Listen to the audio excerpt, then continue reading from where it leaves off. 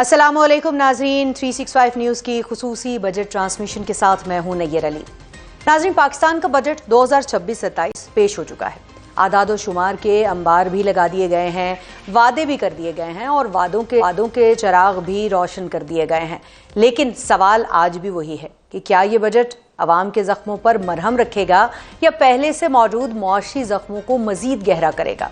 एक तरफ वफाकी हुकूमत कह रही है कि मईशत दुरुस्त सिमत में जा रही है, दूसरी तरफ महंगाई, बेरोजगारी और बढ़ती हुई जिंदगी की लागत जो है वो आम आदमी का जीना दूभर कर चुकी है। ऐसे में एक और गैर मामूली बजट ने जन्म लिया है और वो सूबे जो अपने वसाइल और तरक्याती मंसूबों के लिए पहले ही माली दबाव का शिकार हैं, अब उनसे कहा जा रहा है कि वो विफाक को अरबों रुपए फराहम करें ताकि मरकज अपने माली बोझ को संभाल सके। अब सवाल यह है कि पाकिस्तान का मालियाती निज़ाम एक नए इम्तिहान में दाखिल हो चुका है। क्या विफाक अपने माशी जख्म भरने के लिए सूबों के वसाइल का सहारा ले रहा है?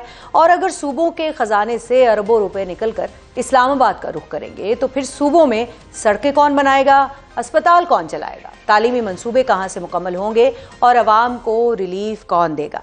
आज मुल्क एक ऐसे मौशी दौराहे पर खड़ा है जहां एक तरफ कर्जों का बोझ है, IMF की शराइत हैं, महसूलात बढ़ाने का दबाव है, जबकि दूसरी तरफ सूबाई खुद मुख्तारी, तरक्याती बजट और अवामी तवक्कुआत है। ये सिर्फ बजट का मामला नहीं, ये विफाक और सूबों के दरमियान वसाइल इख्तियारात की एक नई बहस का आगाज भी बन सकता है। इन सारे मामलात पर बात करेंगे। हमारे साथ मौजूद मेहमानाने ग्रामी मौजूद होंगे। राना एहसान अफजल साहब ने हमें ज्वाइन किया है, जो कि कोऑर्डिनेटर हैं प्राइम मिनिस्टर के। इसके साथ साथ फरहान बुखारी साहब ने हमें ज्वाइन किया है, जो कि माहिर हैं मुआशियात के। और इसके साथ साथ सरदार ताहिर साहब हैं, जो कि सदर हैं Islamabad chamber of commerce and industry की। आप तमाम मेहमानों को खुशामदीद। गुफ्तगू का आगाज़ जो है वो हम फरहान साहब से करेंगे, राना साहब की इजाज़त से। फरहान बुखारी साहब, अल्फाज का गोरख धंधा हर साल जो है वो आता है। इस बार हुकूमत ये दावे कर रही है कि ये अवाम का बजट है और अवाम को इसमें रिलीफ दे दिया गया है। एडहॉक के हवाले से जो है वो कुछ जो रिलीफ दिया गया है वो आप देख रहे हैं कि सैलरीज में इजाफा हुआ है। तो आपको कितना रिलीफ जो है ये अवाम के लिए दिख रहा है इसके अंदर, और किस हद तक आपको लगता है कि ये अवाम के लिए जो है वो खुशखबरी है बजट? जी बहुत शुक्रिया। असल में हकीकत ये है कि ये खुशखबरी के जो दावे किए जा रहे हैं ये कोई नए नहीं हैं। आप माजी के भी बजट्स उठा के देख लें। और यहाँ पे मैं ये भी कहता चलूँ कि ये सिर्फ इस हुकूमत का रवैया नहीं है, ये हुकूमतों का रवैया है। हर साल हम ये सुनते आए हैं कि जनाब बहुत बड़ी रिलीफ दे दी, लेकिन वो रिलीफ दरअसल होती नहीं। इस वक्त पाकिस्तान इंतहाई मुश्किल से दो चार है।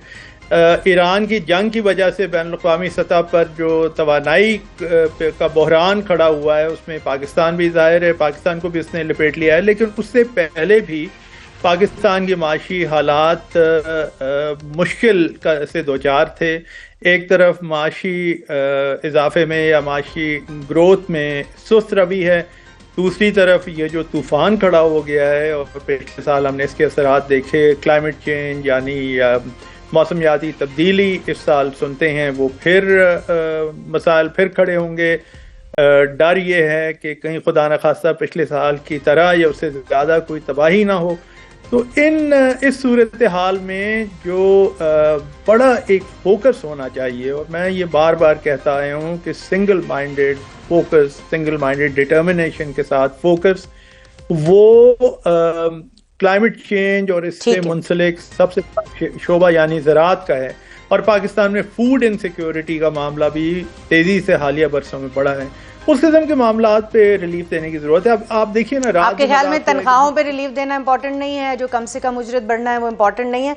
उस गरीब की कमाई तो यही है जिसका जो है वो 40,000 में गुजारा नहीं होता था, तो अब उसकी बढ़ा दी गई है थोड़ी बहुत, लेकिन उसके ऊपर इम्प्लीमेंटेशन के फिर भी फुकदान नजर आता है हमें। जी, लेकिन वो थोड़ी बहुत बढ़ाई गई है, 7% तो मेरे ख्याल में जो इस वक्त इन्फ्लेशन की सूरत हाल है उससे भी मुताबिकत नहीं रखती। पर देखिए, रात जो एक हुकूमत ने ऐलान किया, अजीब सी एक सूरत हाल है कि जी 4% या 4 रुपए, 4% नहीं बल्कि 4 रुपए कीमत पेट्रोल की कम हो गई, 2 रुपए कम हो गई। किसी को क्या ये एहसास है कि पब्लिक और कम आमदन वाली पब्लिक को अपनी आमदन में ज़्यादातर उनका दारोमदार पब्लिक ट्रांसपोर्ट पे है। देही इलाकों में ज़रूरी इकॉनमी पे है, वहाँ पे तो ज़्यादा ज़रूरत है कि आप जितना डीजल को सब्सिडाइज कर सकें इस वक्त, वो आपको करना चाहिए। बजाय उसके आप अपनी तरफ से पेट्रोल को ज़्यादा सब्सिडी दे रहे हैं। ये फॉर्मूला ठीक है, कोई होगा, लेकिन क्या ये सही फॉर्मूला है? मुझे तो नहीं लगता। ठीक है, फरहान साहब हमारे साथ राना साहब मौजूद हैं, और राना एहसान साहब जो है ज़ाहिर है हुकूमत को रिप्रेजेंट भी करते हैं, हम उनसे भी, उनके सामने भी ये बात रखेंगे। लेकिन राना साहब सबसे पहले तो आपको शो में खुश आमदीद। ये बताइएगा कि ये जो सारा हम देख रहे हैं कि बजट के हवाले से अब काफ़ी सारे नंबर्स जो हैं वो अब खुलना शुरू हो गए हैं, वो जो मोटी मोटी किताबें हैं वो कुछ थोड़ी थोड़ी खोल के लोगों ने पढ़नी शुरू कर दी है। तो मेरा पता नहीं ये जो ऐवान के अंदर बैठे लोग हैं वो पढ़ते हैं या नहीं पढ़ते, या बगैर पढ़े जो है वो कल हमने देखा कि वो पर्चियाँ जो हैं वो उछल रही थी और हवा में उड़ाई जा रही थी। तो क्या कोई इस बजट को पढ़ता भी है, या बस ऐसे ही जो है वो शोर शराबा शुरू हो जाता है? देखें, अगर तो आप कल की जो कार्रवाई थी उसके हवाले से पूछ रहे हैं, तो बिल्कुल जिस तरह का माहौल बनता है उस वक्त बजट की तकरीर जो लोग वहाँ मौजूद हैं उनके लिए सुनना मुश्किल हो जाता है। टीवी पे वो बजट की तकरीर बेहतर सुनाई दे रही होती है। और आप दुरुस्त फरमा रही है कि अगर ऑपोजिशन तहम्मुल से बजट को सुन के अपना रिबटल दे दे तो वो पूरी कौम के लिए बेहतर होगा, बजाय कि आप वहाँ, हमें पता है आप एहतजाज करते हैं, आप हुकूमत के लेकिन एहतजाज का भी तर्ज होना चाहिए तरीका। और बजट तो को ऑब्वियसली ये जो अब अगले 2 हफ्ते बजट के एक एक पॉइंट पे डिबेट होगी। अगर ऑपोजिशन कोई अपना अल्टरनेटिव पॉइंट ऑफ व्यू देना चाहती है बजट के जितना भी मनी बिल है उसका कोई भी सेक्शन है या कोई भी ऐसी नई चीज जो उसमें इंट्रोड्यूस की गई है, तो उसके ऊपर वो आप अपना असेंबली में पॉइंट ऑफ व्यू दे सकते हैं। राना साहब कल कतई कलामी की माजरत, कल मैं वहां पर ऐवान के अंदर मौजूद थी, पार्लियामेंट में मौजूद थी, आज भी हम वहां पर मौजूद थे। तो वहां पर जो अपोजिशन है उनकी जानिब से भी ये शिकायत की जाती है, थोड़ा सा रोशनी डालिएगा इसके ऊपर कि आया बजट असेंबली में ले करने से पहले अगर अपोजिशन के साथ उसके कुछ खद्दो खाल शेयर कर लिए जाएं और पहले उनसे भी कोई तजावीज़ ले दी जाए, तमाम सियासी जमातों को ऑन बोर्ड ले लिया जाए, तो ज़्यादा मुनासिब नहीं होगा कि बजाय इसके कि वहाँ पर जब बजट पेश हो गया, पास हो गया, उसके बाद फिर उसके ऊपर डिस्कशन शुरू हो? देखिए, जो हमारे कोलिशन पार्टनर्स हैं और जो गवर्नमेंट को सपोर्ट कर रहे हैं उनसे तो हम जरूर मुशावरत करते रहे हैं, और आपने देखा कि पीपल्स पार्टी से भी मुशावरत हुई, MQM से भी हुई और दीगर जमातों से भी मुशावरत हुई। लेकिन असल जो फोरम जहां ये चीजें की जा सकती हैं वो तो कायमा कमेटीज हैं। कायमा कमेटी से PTI जो है बाहर बैठी हुई है, तो ये तो उनका अपना अमल है जिसकी वजह से वो सिस्टम से बाहर बैठे हुए हैं और सिर्फ वो आते हैं शोर शराबा पेपर फाड़ने के लिए या हंगामा क्रिएट करने के लिए। तो कायमा कमेटीज में आएंगे तो वहां फिर वो कार्रवाई को देखेंगे ना। बहरहाल दुनिया भर में यही तरीका होता है ज्यादातर, आप ऑपोजिशन को बजट ही पेश करते हैं, आप असेंबली में बजट पेश करते हैं और ऑपोजिशन असेंबली की मेंबर होती है और कायमा कमेटीज की भी मेंबर होती है और वहां फिर आप डिस्कस करते हैं। और क्या ऑपोजिशन कायमा कमेटीज की मेंबर है अभी भी? नहीं, वो तो छोड़ के बाहर बैठी हुई जी, ठीक। तो वो फिर ये 2 हफ्ते जो हैं इसका यही मकसद है कि बजट पे डिबेट हो, बैक एंड फोर्थ चीजें जाएं और अगर कोई बेहतर तजवीज है तो वो आप दें। तो हम यही उम्मीद करते हैं कि वो अच्छा राना साहब, एक और चीज पे रोशनी डाली हमें। जी सॉरी आपकी बात कट गई, लेकिन ये बताइएगा कि ये जो अभी एक और इल्ज़ाम जो है वो लग रहा है हुकूमत के ऊपर, वफाकी हुकूमत के ऊपर, आप क्योंकि खुद पंजाब की सियासत के ऊपर बड़ी गहरी नज़र रखते हैं, हमेशा वहाँ से इलेक्ट होकर भी आते हैं, तो ये बताइएगा कि ये जो पंजाब के अंदर से 50% एकदम से जो है वो तकरीबन जो उनके फंड्स थे वो उनको लेकर जो है वो विफाक को दे दिए गए, तरक्याती फंड्स, तो इससे पंजाब के ऊपर क्या कोई ख़ास फ़र्क नहीं पड़ेगा? या जो एक इल्ज़ाम लगाया जा रहा है सूबों की जानिब से कि बाजू मरोड़ के सूबों से जो है वो पैसे ले लिए गए, तो ये किस हद तक दुरुस्त है? देखें, ये तो ऑब्वियसली सारे चारों सूबों के जो चीफ मिनिस्टर्स हैं और या फिर उनके रिप्रेजेंटेटिव्स NEC की मीटिंग में मौजूद थे और प्राइम मिनिस्टर ने सबका शुक्रिया अदा किया। देखें, बात ये है कि सूबों के पास वसाइल जनरेट करने के लिए बहुत अपॉर्चुनिटी है। एग्रीकल्चर सारा उनके पास है, प्रॉपर्टी सारा उनके पास है और दीगर सर्विसेज सेक्टर सारा उनके पास है, लेकिन क्योंकि सूबों को NFC अवार्ड के तहत 57.5% दे दिए जाते हैं तो सूबों की अपनी रेवेन्यू कलेक्शन इतनी अच्छी नहीं है। और जो अगर वफाक की आप बात करें तो इस वक्त अगर वफाक बजट बनाना चाहे तो वो तो डेट सर्विसिंग भी पूरी नहीं कर सकते आप। जो डेट सर्विसिंग है उसी के अंदर आपकी कलेक्शन खत्म हो जाती है। तो बाकी आपने डिफेंस वफाक की जिम्मेदारी है, बेस्ट वफाकी जिम्मेदारी है, बिजली, गैस, आपकी फॉरेन पॉलिसी, आपकी कॉमर्स, इंडस्ट्री, एक्सपोर्ट्स, तो ये सारी जिम्मेदारियां कैसे पूरी कर सकते हैं जब सारी रिसोर्सेज सूबों के पास चले जाएं और सूबे जो हैं वो अपनी रिसोर्सेज ना जनरेट करें। तो ये एनएफसी से हटके एक एग्रीमेंट या अंडरस्टैंडिंग हो गई। और देखें, बात ये कि आपके पास महदूद वसाइल हैं, उसके अंदर रहते हुए अगर हम उनको नेशनल प्रायोरिटी पे लगा दें, और नेशनल प्रायोरिटी वफाक से निकलती है कि आपका खसारा, आपकी मईशत, और उसको अगर वो खराब हो जाए तो चारों सूबे जो है वो लूज करेंगे। तो ये इन्होंने कोई पीएमएलएन को सरेंडर नहीं किया, इन्होंने पाकिस्तान के लिए सरेंडर किया। ठीक हो गया। लेकिन मैं वापस आऊंगी इस हवाले से, आपसे जरूर पूछूंगी ये बात कि अगर उन्होंने सरेंडर कर दिया है, किसी को भी सरेंडर किया है, तो अब आगे जाहिर है सूबों का एक बड़ा कट लग गया है, तो उससे चैलेंजेस क्या होंगे। लेकिन मैं फरहान साहब से आपकी बात के ऊपर ही एक कमेंट पहले लेना चाहूंगी। फरहान साहब, अभी राना साहब कह रहे हैं कि रेवेन्यू कलेक्शन का एक प्रॉब्लम रहा है हमेशा से और सूबे नहीं कलेक्ट कर पाते उस तरह से, तो क्या आपको लगता है कि ये तो विफाक ने भी इस बार आपने देखा है कि जो एतराफ़ी बयान एक तरह से सामने आया रेवेन्यू कलेक्शन वाले जो खुद जिम्मेदारान हैं उनकी जानिब से कि हम कलेक्ट नहीं कर पाए, जितना हमारा हदफ था उसको हम पूरा ही नहीं कर पाए, तो आपको लग रहा है कि अब इसके बाद जो है वो रेवेन्यू कलेक्शन जो है वो बेहतर हो जाएगी? देखिए, ये जो जवाब है आपके सवाल का, इसके दो पहलू हैं। एक तरफ तो ये मामला है कि रेवेन्यू कलेक्शन अब भी बहुत बड़ी पैमाने पे बेहतर होती हुई मुझे नहीं लग रही, क्योंकि जो निज़ाम जिस किस्म का है और निज़ाम के जो मसाइल हैं वो अपनी जगह पे जूं के तूं हैं। इस्लाहात की बात हुई और वो बार बार कई साल से हो रही है, मुख्तलिफ हुकूमतों ने की, लेकिन इस्लाहात होती हुई नज़र नहीं आ रही। दूसरा ये है कि ये जो पैसे सूबों से लेने का मामला है, इसका एक बहुत अहम पस मंज़र ये भी है कि 18वीं तरमीम के बाद एक तनाज़ा या एक तनकीद शुरू हुई है कि जी सूबों को बहुत ज़्यादा कैश रिच कर दिया गया है, यानी सूबों के पास, मतलब सूबे अमीर हो गए हैं और विफाक के पास पैसे कम है, ये कहा जाता है। तो इसका एक शॉर्ट टर्म यानी एक मुस्तकबिल करीब का तो एक सोल्यूशन ये हुकूमत ने निकाला कि चलें उनसे जिस तरह भी हो पैसे ले लें, लेकिन ये कोई हल देर पा हल नहीं है। आपको आइन और कानून की जानिब जाकर फिर एक तरफ तो आइनी ढांचे को देखना पड़ेगा कि क्या अब ज़रूरत है कि फिर किसी तरह से मज़ीद कोई अमेंडमेंट हो, कोई तरीका निकाला जाए, और जो 18वीं तरमीम के बाद जो तनकीद सामने आई है उस पस मंज़र में उसका कोई हल तलाश किया जाए। लेकिन बुनियादी तौर पे मसला ये है कि पाकिस्तान का जो टैक्स का निज़ाम है वो अभी भी उसमें एक बहुत बड़ा खला है।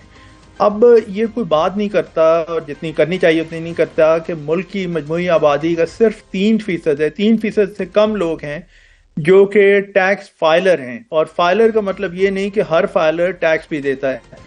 फाइलर्स वो लोग हैं जिन्होंने, उनमें कई ऐसे हैं जिन्होंने फाइलर्स का स्टेटस तो हासिल कर लिया, उसकी वजह से उन्हें कोई मराहत मिल गई, मसलन गाड़ियां या प्रॉपर्टी या सेल परचेज में उनके ऊपर जो टैक्स लगता है उसमें कमी होगी अगर फाइलर स्टेटस हो।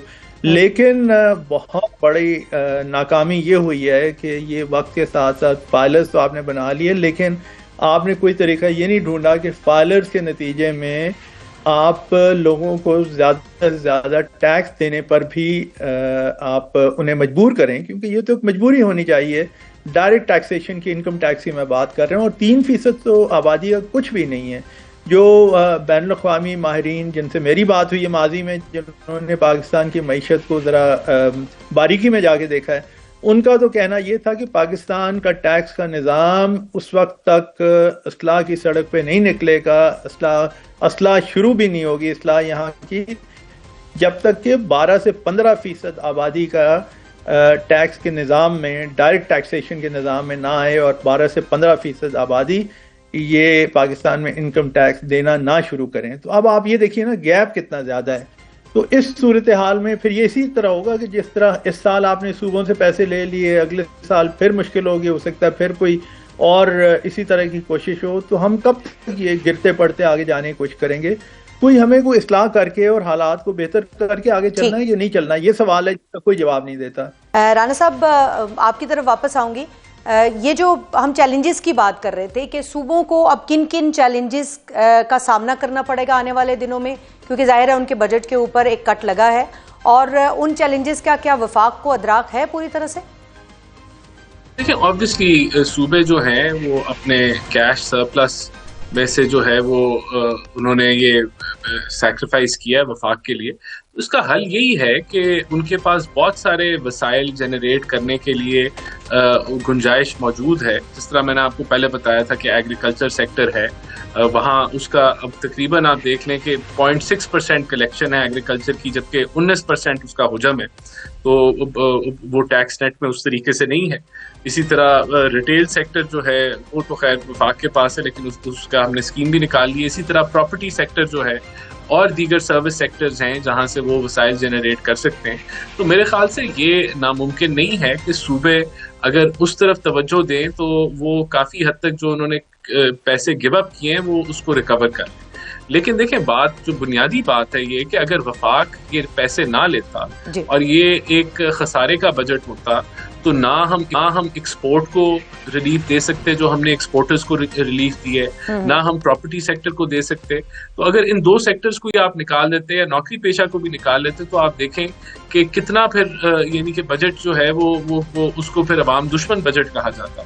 तो वफाक के पास अभी ये जो हम जो बजट दे रहे हैं इसमें हम प्राइमरी सरप्लस दे रहे हैं। प्राइमरी सरप्लस 2% हमने टारगेट किया है और ये वाहिद हमारी हुकूमत है प्राइम मिनिस्टर शहबाज शरीफ की जो अपनी आमदन माइनस खसारे डेट सर्विसिंग को आप माइनस करते हैं तो वो पॉजिटिव है। तो प्राइमरी सरप्लस देने वाली पिछले आप 20-25 साल भी देख लें तो ये वाहिद हुकूमत है जो फिस्कल डिसिप्लिन जो है वो दे रही है। ना हम सर्कुलर डेट में इजाफा कर रहे हैं, हम IMF के प्रोग्राम में हैं, हम फिस्कल डिसिप्लिन में हैं, हम अपने जो बोझ है उसको भी हल्का कर रहे हैं। PIA को हमने प्राइवेटाइज कर दिया, PWD खत्म कर दिया, यूटिलिटी स्टोर्स खत्म कर दिए, राइट साइजिंग हम कर रहे हैं। तो ये सारा कुछ हम कर रहे हैं, लेकिन उसके ये सूबों के ये जो है इन चीज़ों को इसको किए बगैर ये मेरे ख्याल से बजट देना बड़ा मुश्किल था। ठीक है राना साहब, मैं वापस आपकी तरफ आती हूँ। सरदार ताहिर साहब जो कि सदर हैं Islamabad chamber of commerce and industry के, उन्होंने हमें ज्वाइन किया है, ताजरों को रिप्रेजेंट करते हैं। सरदार ताहिर साहब, वेलकम टू द शो। आपसे मैं ये जानना चाहूँगी कि ये जो अभी प्रॉपर्टी सेक्टर की बात कर रहे थे और इसके अलावा दीगर जो हमारी ताजिर बरादरी है उसको इस बजट में जो है वो रिलीफ दिया गया है, सुपर टैक्स माइनस कर दिया गया है, तो ये सारे इकदाम आपको क्या मुनासिब लग रहे हैं या इससे आगे बहुत कुछ होने की अभी ज़रूरत थी? देखिए जी, अगर हमारे टैक्सेस में कमी की गई है तो ये तो हमें तो मुनासिब ही बात लगेगी जी। 236 के 236C जो ट्रांजैक्शन कॉस्ट थी सेलर पे और बायर के ऊपर जो 5.5% सेलर के लिए थी वो 2.75% की गई है और जो 2.5% बायर के लिए थी उसको 1.25% किया गया है। इसी तरह जो फॉरेन एसेट के ऊपर कैपिटल वैल्यू टैक्स अगर कोई पाकिस्तान में प्रॉपर्टी बाय करता था कोई बाहर का हमारा पाकिस्तानी, और जब वो अपने प्रॉफिट्स को रिपैट्रिएट करता था तो वहां अगर प्रॉपर्टी बाय करता उसको 1% देना पड़ता था, जो एक पेन पॉइंट था उनके लिए, तो उसको खत्म किया गवर्नमेंट ने। ये भी अच्छी बात है। इससे पहले पिछले साल में हमने देखा कि फेडरल एक्साइज ड्यूटी जो ममनू अशिया पे होती है वो रियल एस्टेट पे लगा दी गई थी। वो किसकी थॉट थी, वो क्यों लगाई? बहरहाल पिछली दफा पिछले बजट में उस 3% को भी खत्म किया गया। इसी तरह हमारा एक बहुत बड़ा इशू था 7E को लेके, जो deemed rental income 1% of FDR value हर दफा आपको अपने एसेट्स के ऊपर देनी पड़ती थी, तो उसको फेडरल कॉन्स्टिट्यूशन कोर्ट के फैसले की रोशनी में खत्म किया गया और इस दफा वो लॉ से ओमिट कर दिया गया है। तो ये सारे, और इस्लामाबाद की जो स्टैंप ड्यूटी थी वो 4% से कम करके 1% की गई। इसी तरह प्राइम मिनिस्टर साहब की हिदायत पे जो ट्रांसफर फीसेस में CDA ने होशरबा इजाफा किया था उनको 3% से कम करके 1% किया गया है। अभी और कंस्ट्रक्शन और रियल एस्टेट का जो शोबा है अगर फ्लरिश करता है तो 60 से 70 इंडस्ट्रीज इसके साथ चलती हैं, रोजगार के मौके पैदा होते हैं और जो ग्रोथ है वो यहाँ से ली जा सकती है, जिसमें गवर्नमेंट का कोई बहुत ज्यादा कोई फंडिंग नहीं चाहिए। प्राइम मिनिस्टर साहब ने 1 करोड़ रुपए तक के सब्सिडाइज लोन भी ऑफर किए हैं उन लोगों के लिए जो अपनी छत बनाना चाहते हैं। 20 साल की इंस्टॉलमेंट्स पर, तो ये भी बहुत अच्छा इकदाम सरदार है। साहब, आपकी गुफ्तगू सुन के मुझे ये लग रहा है कि आपकी सारी शिकायतें दूर हो गई हैं ताजिर बरादरी की, जिनके लिए हमें जो है वो हर वक्त रिपोर्टिंग करनी पड़ती थी, आप प्रेस कॉन्फ्रेंस से करते होते थे, तो अब आपके सारे मसाइल हल हो गए? नहीं, वो अभी और भी चीजें बाकी हैं। अब देखिए प्राइम मिनिस्टर साहब अगर 1 करोड़ रुपए तक का लोन देते हैं तो 1 करोड़ रुपए तक घर कहाँ आ सकता है? एक तो इसको 3 करोड़ रुपए तक, ताकि मिडिल क्लास के लोग अपने घर का ख्वाब पूरा कर सके, और दूसरा 3 करोड़ रुपए का घर भी कोई इस्लामाबाद में तो नहीं आप परचेज कर सकते। आज 5 मरले का जो प्लॉट है उसकी 6-6.5 करोड़ रुपए वैल्यू है G14 में भी। तो इसके लिए आपको अपॉर्चुनिटीज, जो इनपुट प्रोडक्ट है वो आपकी हॉरिजेंटल प्लॉट्स हैं, हॉरिजेंटल डेवलपमेंट है, हाउसिंग के प्रोजेक्ट्स हैं, तो उनको एक वन विंडो सोल्यूशन प्रोवाइड करके उनको उनकी मंजूरी देने की जरूरत है, ताकि डेवलपमेंट का काम स्टार्ट हो सके और तब 60 से 70 इंडस्ट्रीज चलेंगी। और ये जो 1 करोड़ रुपया है, जब 20 लाख, 25 लाख, 30 लाख रुपए का एक 5 मरले का प्लॉट किसी को मिलेगा तो वो उसके ऊपर 60-70 लाख रुपए की कंस्ट्रक्शन करेगा, तो फिर उसको फायदा हो सकता है। वरना खुदा न खास्ता कहीं ये स्कीम भी कई और स्कीमों की तरह नाकाम ना हो जाए। हम दुआगो हैं कि ये कामयाब होनी चाहिए, लेकिन इस पूरे साइकिल को कंप्लीट करने की जरूरत है कि आपने करोड़ रुपया तो दे दिया, लेकिन वो प्लॉट कहाँ पे है जिसके ऊपर वो घर बनेगा, जिसकी मालियत 1 करोड़ रुपए के लगभग होगी।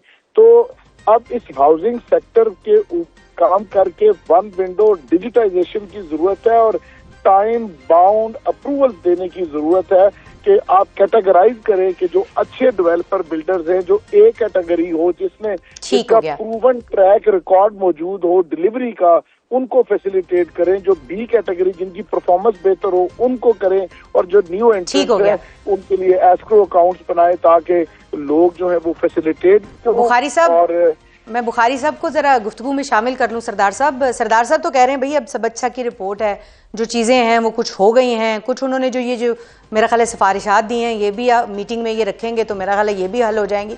तो क्या सब अच्छा की रिपोर्ट हो गई है इस बजट के साथ ही?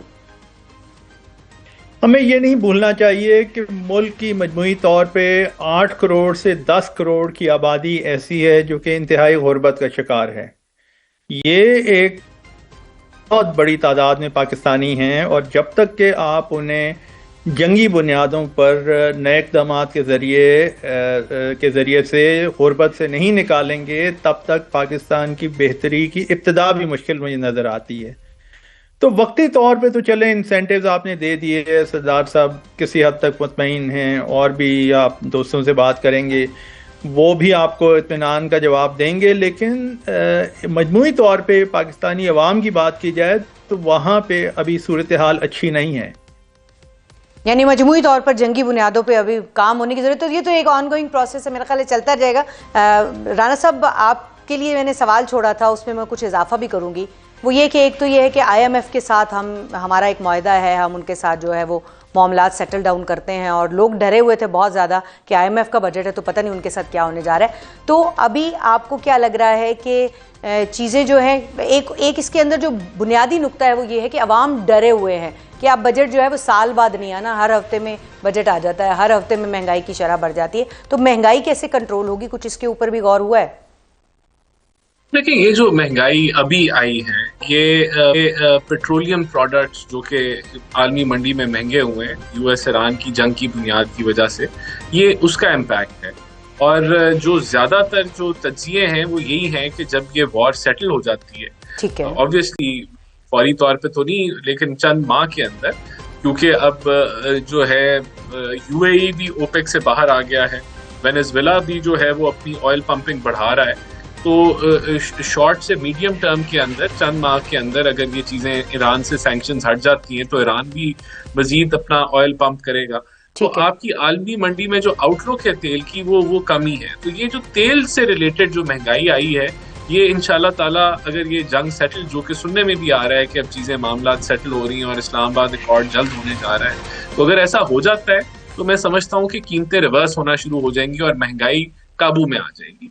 उससे पहले आप जानती हैं कि इस जंग से पहले जो महंगाई है वो काबू में थी, और उस तरीके से इन्फ्लेशन को सिंगल डिजिट पे लाया गया और बड़ा अच्छा काबू पा लिया गया। यानी आवाम को ये आप खुशखबरी दे सकते हैं कि जिस शरह के साथ जो है, क्योंकि होता ये है कि जिस शरह से महंगाई में इजाफा होता है, चीज़ों की कीमतें जो हैं वो बढ़ती हैं, किराए बढ़ते हैं, बाकी जाहिर है आम आदमी का तो इन सारी चीज़ों के साथ एक ताल्लुक है, कर लेता हूँ। वो क्या कम भी होगा उसी शरह के साथ?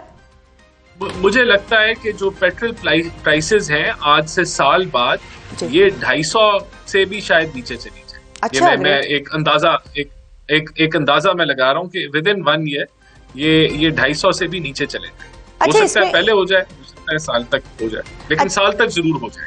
ठीक हो गया, ठीक हो गया। ये तो आपने बड़ी, हमें आपके तज्जिए पे भी उम्मीद लगी है, क्योंकि ये तज्जिया भी हुकूमती तज्जिया है, तो ये बड़ा जो है वो हौसला अफजा किस्म का तज्जिया है।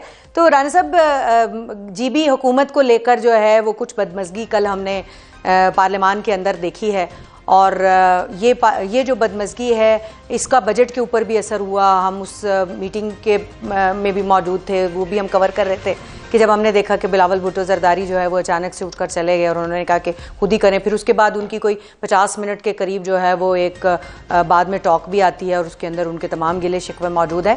तो क्या जीबी हुकूमत की जो हुकूमत साजी का मामला है वो क्या आगे बढ़ चुका है? अब फैसला हो चुका है कि पाकिस्तान पीपल्स पार्टी हुकूमत बनाएगी, राजीनामे हो गए हैं, या अभी भी कोई जो है वो आगे मसाइल मौजूद हैं? ये देखिए, वो सेटल हो गया मामला। पीपल्स पार्टी को PMLN ऑपोजिशन में बैठेगी और पीपल्स पार्टी के लिए रास्ता हमवार है कि वो अपनी हुकूमत फॉर्म करे, और ये चीज़ अब सेटल हो गई। वो जो जिन 5 नशिस्तों का मामला था वो क्या हल हुआ? वो तो इलेक्शन कमीशन का डोमेन है, वो उसमें किसी पार्टी ने तो नहीं हल करना। वो तो इलेक्शन कमीशन ने वहाँ उन पोलिंग स्टेशंस के ऊपर इलेक्शन कंडक्ट कराना है, और फिर जो नतीजे जाएंगे उसके मुताबिक चीज़ों को देखा जाएगा। लेकिन ये हतमी फैसला जो है वो अब तक PMLN ने ले लिया है कि वो अपोजिशन में बैठे। ठीक हो गया। ये तो जाहिर है इस्तेहकाम, क्योंकि बजट आया है और उसके साथ एक मौशी इस्तेहकाम का, सियासी इस्तेहकाम के साथ जो चोली दामन का साथ है, ये पॉलिसीज़ का तसलसल जो है ये बड़ी एक रिक्वायरमेंट होती है किसी भी जगह पे जो है वो तरक्की के लिए, खुशहाली के लिए। तो फरहान साहब, ये जो पॉलिसीज़ का तसलसल अभी आपको दिखाई दे रहा है गुज़श्ता कुछ अरसे से, आपको लग रहा है कि ये मामलात आगे बेहतरी की तरफ जाएंगे या अभी भी चैलेंजेस मौजूद हैं? जी, बहुत शुक्रिया। एक तो मैं ये कहता चलूँ कि ये जो सियासी राजीनामे की आपने बात की है, सियासत में राजीनामों का कभी पता नहीं चलता, कम से कम तारीख हमें आती है। तो आगे जाके देखते हैं। बहरहाल दुआ करनी चाहिए मुल्क के लिए खैर और बेहतरी हो। अब जहाँ तक पॉलिसीज़ का ताल्लुक है पाकिस्तान की, ठीक है, मसाइल ईरान की जंग की वजह से बहुत ज़्यादा बढ़े हैं, लेकिन ईरान की जंग से पहले भी जो हुकूमत जिस किस्म की तस्वीर पेश कर रही थी उसका ताल्लुक, यानी वो कंफर्म नहीं हो रही थी अवामी सतह पे, मसाइल बहुत ज़्यादा थे। और आप ये भी देखिए कि अभी बजट की तवक्को थी 5 जून को, फिर उसके बाद फिर ये को आया क्योंकि नून लीग वो, तो इसलिए पॉलिसाइल काफ़ी दुश्वार हैं। ठीक है। ईरान की जंग सेटल भी है तो फिर भी हम देखेंगे कि वो उसका एक तो उसका इम्पैक्ट बदकिस्मती से जो सूरत हाल सामने आई है वो ये है कि इजराइल ज़रूरी नहीं है कि अमेरिका के भी काबू में हो। बहुत अरसे तक लोग कहते रहे कि इजराइल तो अमेरिका के काबू में है, लेकिन अब ऐसा नज़र नहीं आता। जो हालिया महीनों में हमने जो पैटर्न देखा है, ठीक है, वो एक बहुत बड़ा सवालिया निशान है। और फिर पाकिस्तान के अपने जो बड़े चैलेंज उनके नतीजे में क्या होता है, ये बहुत बड़ा सवाल है। तो आपको लग रहा है कि ये जो अभी जो जिसकी तरफ राना साहब भी निशानदेही कर रहे थे कि ईरान अमेरिका मामलात जो हैं वो आगे तेज़ी के साथ बढ़ रहे हैं और इसमें पाकिस्तान का एक बड़ा कलीदी किरदार है, अब माहदे के ऊपर दस्तखत होने की बातें और फिर उसकी निटी-ग्रिटीज़ तय होने की बातें और उस पर अमल दरामद होने की बातें जो हैं वो शुरू हो चुकी हैं। और अब क्योंकि सदर डोनाल्ड ट्रंप और ईरान की जो हुकूमत है उनकी जानिब से बराह रास्त खुद ये बात का ऐलान किया गया है, तो आपको लग रहा है कि वो जो एक खित्ते के अंदर इस्तेहकाम है, अमन है, उसके असरात जो हैं वो पाकिस्तान की मईशत के ऊपर बड़ी तेज़ी के साथ नजर आएंगे?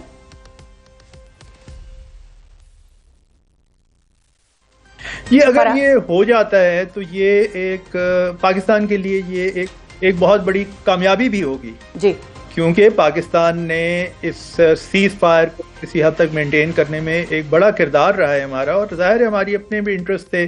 अगर ये जंग वाकई ख़त्म हो जाती है तो हमें खुदा का शुक्र करना चाहिए, और इसका जो फॉल आउट हमारे ऊपर जिसका डर था, माशी भी और दूसरी तरह भी, क्योंकि ईरान हमारा हमसाया मुल्क है, तो वो उसमें उस खदशे में कुछ कमी आएगी, वो तो अपनी जगह पे है।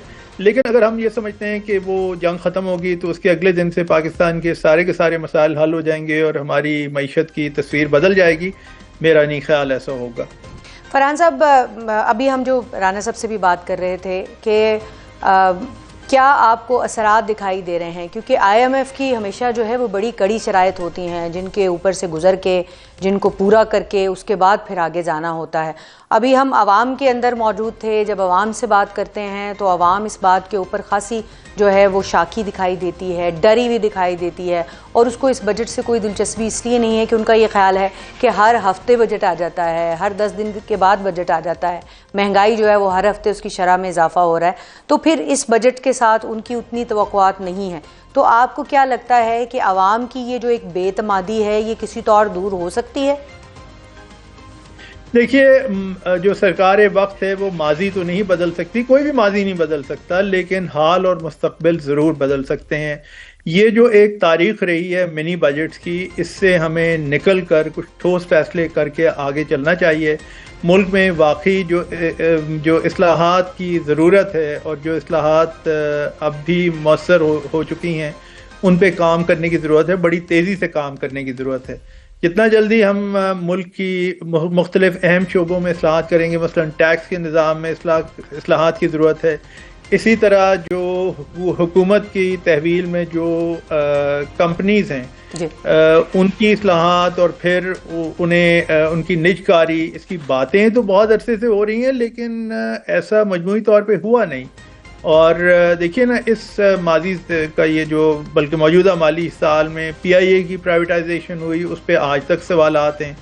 तो किसी ना किसी तरह हमें मुल्क के तौर पे मिन हैसिल मुल्क और मिन हैसिल कौम इस तमाम के तमाम तनाज़े से निकल कर और कुछ ठोस फैसले करने की जरूरत है। ठोस फैसले करने होंगे, बड़े दो टोक जो हैं वो फैसले करने होंगे। आपका फरहान साहब बहुत बहुत शुक्रिया। सदराना एहसान अफजल साहब हमारे साथ मौजूद थे, सरदार ताहिर साहब मौजूद थे। आप तमाम मेहमानों का बहुत बहुत शुक्रिया। खुसूसी बजट ट्रांसमिशन आपके सामने हमने रखी, और जो हमारे एक्सपर्ट्स हैं उनका यही ख्याल है कि मिनी बजट वो जो हफ्तावार महंगाई है, जिसके बाद जो है वो मज़ीद बोझ जो है वो आम आदमी के ऊपर, जिसकी वजह से बढ़ता चला जाता है और मज़ीद महंगाई की चक्की में भी जो है वो पिसता चला जाता है, उसके लिए माशी इस्लाहात का रास्ता जो है वही वाहिद रास्ता है। और अगर आवाम की सोच रख कर जो है वो तमाम फैसले किए जाएंगे तो फिर उसके बाद ही मामला जो है वो बेहतर हो सकते हैं। हमें दीजिएगा इजाज़त। अल्लाह।